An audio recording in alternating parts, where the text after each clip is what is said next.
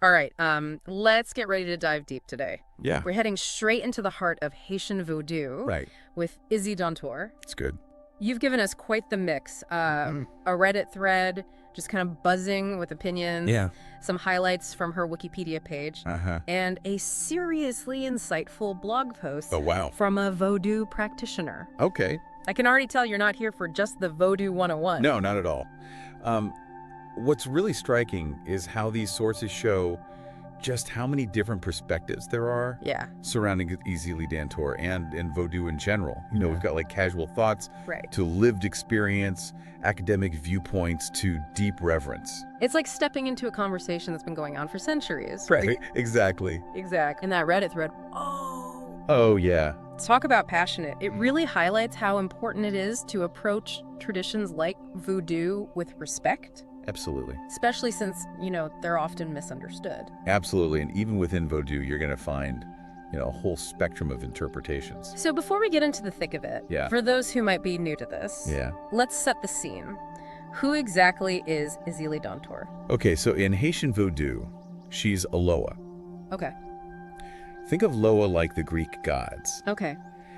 But even closer to human experience, they're like forces of nature, each with a really unique personality, like their own domain. They're really deeply connected to the rhythms of life Okay. and death, too. So they're not just these distant figures, they're kind of woven into the fabric of everyday life. Precisely, yeah. And Ezili Dantor, she's one of the most powerful, most beloved. And I noticed her name has a few different spellings. Ezili Danto, or Zuli Dantor, Ezili Danto. Right. Is there a reason for that? That's a great observation, and it really speaks to how alive Haitian voodoo is. Okay. It's deeply rooted in language and how it changes over time. Mm-hmm. So those variations, those are totally normal. Okay. Don't get too hung up on the spelling. Right. It's the same powerful spirit. That makes sense. Now, you see her described as a mother, a warrior, a queen. Mm-hmm. She's definitely not a one-dimensional figure. Not at all. She embodies this whole spectrum of feminine power, and that's part of what makes her so captivating. Let's start with that motherly aspect. Oh. The sources are clear. Yeah. She's a fierce protector of children and single mothers. Yes. There's this deep, unwavering devotion there. Exactly, and you see it reflected in the offerings that are associated with her. Okay, you've got traditional offerings like creme de cacao and perfume. Right. Symbols of nurturing, indulgence, right? Right. But then you've got the wild pig on her birthday. Oh, wow. It's almost primal, Yeah. a real stark reminder of the sacrifices that mothers make. Right. Even if it means, tapping into a wilder side. Wow, that's a powerful image. It's not just about being loving and gentle, it's about that fierce, protective instinct, whatever form it takes. Exactly, and this duality, it runs deep. Yeah. You see these parallels even outside of voodoo with Black Madonna figures, Santa Barbara Africana, Our Lady of Czestochowa. Especially those scars. Yes. The Twamak. Right. Exactly. The 3 marks on her cheek. Mm-hmm. Some believe they represent, her suffering as a mother. Right. Maybe even wounds from slavery itself. Wow. But they could also symbolize her strength, her resilience. Yeah. The fact that she has overcome incredible pain. It's amazing, right? This idea of a mother's fierce love, it goes beyond any one culture or religion. Whether it's a Loa or a saint or a goddess, that archetype is just so universal. But it's not all, quiet nurturing with Ezili Dantor, is it? Absolutely not. Yeah. And this is where things get really interesting Okay. with the Haitian Revolution. Right. Specifically, this really pivotal event at Bois Caiman. Right. The ceremony where the revolution was said to have ignited, that's a turning point for her, isn't Yeah, it? it's like the brutalities of slavery kind of forced this transformation, Wow. turning that motherly love into this firestorm of righteous anger. So those offerings of jewels and perfume, Right. they suddenly seem at odds with this image of a warrior leading a rebellion. Right. But even in that warrior aspect, there's still that sense of motherhood. Mm-hmm. She's fighting for her people, Right. protecting them from oppression. Yeah. Which brings us to a really powerful symbol, Yeah. the Haitian flag. Oh, I noticed that connection. Tell me more. The blue and red, those colors, they're often used in depictions of her, Yeah. directly linking her to that fight for freedom. It's like she's woven right into the fabric of their identity, like as a nation. Exactly. And that brings us to her present-day image. the queen. Right. She's a veteran of revolution, scarred, Right. but powerful. Yeah, the blog author described it as almost like a continuum. Right. Like, depending on where you encounter her, Yeah. geographically, you might experience, like, different aspects of her being.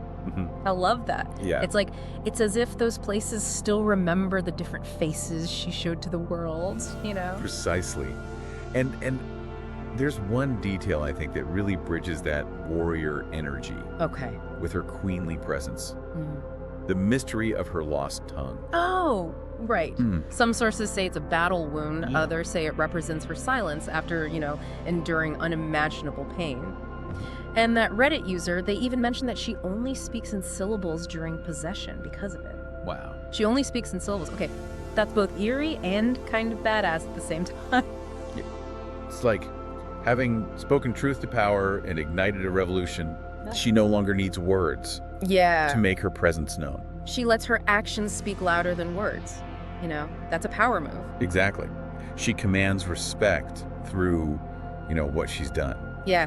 Her resilience, Right. the sheer force of her will.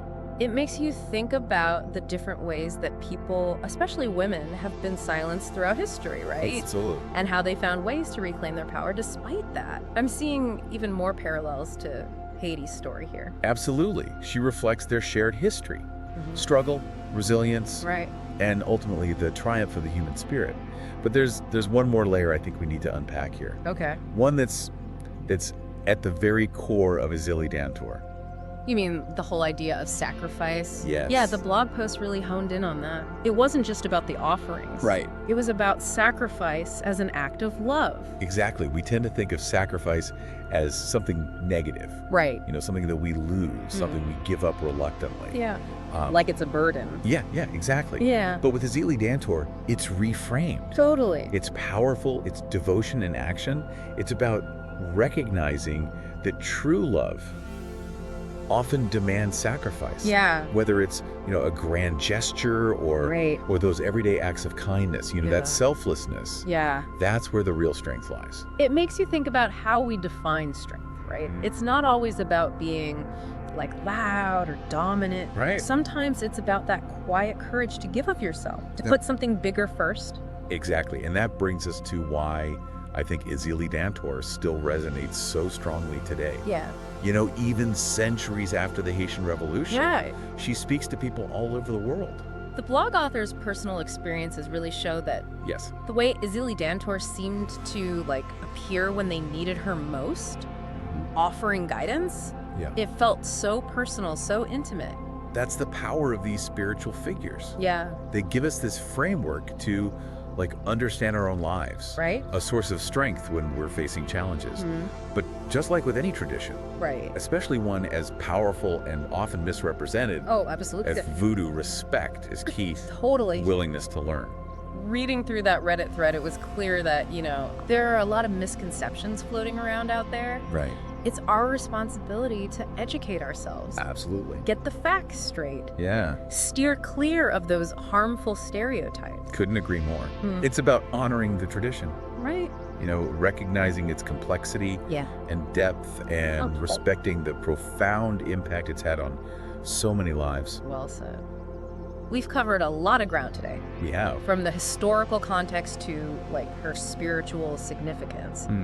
But I'm still stuck on that thought you left hanging earlier, Okay. that where you encounter Ezili Dantor geographically might impact which side of her you experience. Right. The nurturing mother in the north, the fiery warrior elsewhere. Yeah. It's a lot to chew on. It is a fascinating concept, isn't it? Yeah. Almost like the land itself remembers her, Right. shaping how she's perceived and Yeah. experienced. Totally. It begs the question, Yeah. if that's true, what does it say about our own relationship Right. to Yeah. the places we inhabit? Yeah. How does where we live, the landscapes we call home, shape our understanding of the divine? That is the question, isn't I think it? so. It's like you've dropped a map in our laps and said, go explore. Right. I think we'll leave our listeners with that one to ponder. A little Yeah. food for thought as they navigate their own journeys. Indeed. It's been a pleasure diving deep into this with you today. Likewise. And for you listening, as always, Yes. keep those sources coming. Mhm. We'll catch you in the next deep dive.